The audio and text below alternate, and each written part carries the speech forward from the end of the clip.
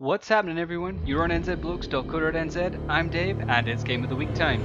We are jumping into the latest expansion to the MMO FPS hybrid adventure from those blokes over at Bungie with the release of Destiny, The Taken King. I was born the moment the Traveler died, as everything collapsed around us. Before that day, there had never been a ghost. There had never been a Guardian.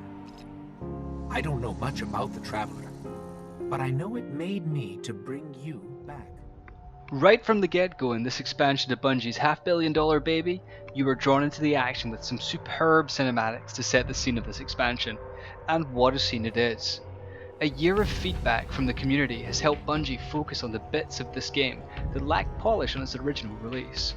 A storyline presents itself to you from the point that you launch the Taken King expansion, all the way through to its conclusion. This may sound run-of-the-mill, however, it is anything but that.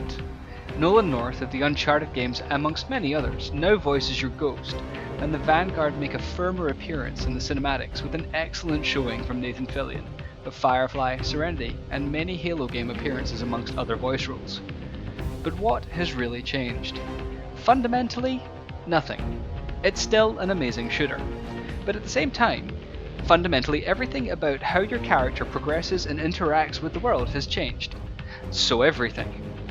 What really has changed is all of the little growing pains have been addressed, predominantly through feedback from the community of players.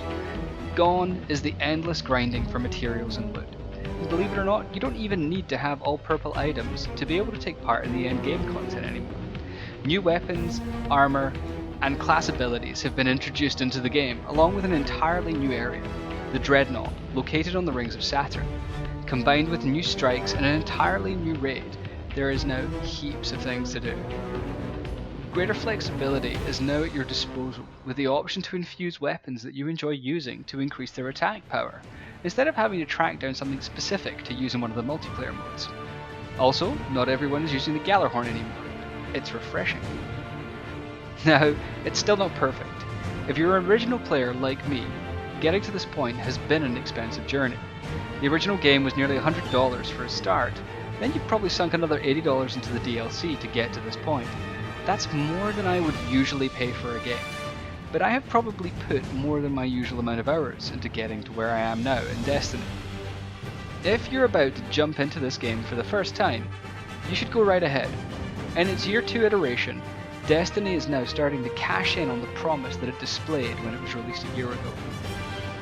Now, I originally gave this game a very respectable 9 out of 10. Despite the extra money that I have paid on top of the normal price of a game, I feel that I have had value over the last 12 months, and I'm looking forward to enjoying this game with friends for another 12 months. Bungie have made sure of that by making this year a fresh, new set of interesting experiences for players old and new. I'm going to up my rating of this game to a 9.5 out of 10, as long as you have the Legendary Edition with the Taken King. It's the way this game was meant to be played, and it's an awesome adventure to undertake with some friends. Thanks for listening, blokes. This has been Dave. What's up, everyone? Dave here. If you like our reviews or think we could improve them, don't forget to like, comment, favorite, and subscribe to NZBlokes to get all the videos as they hit the big, bad interwebs.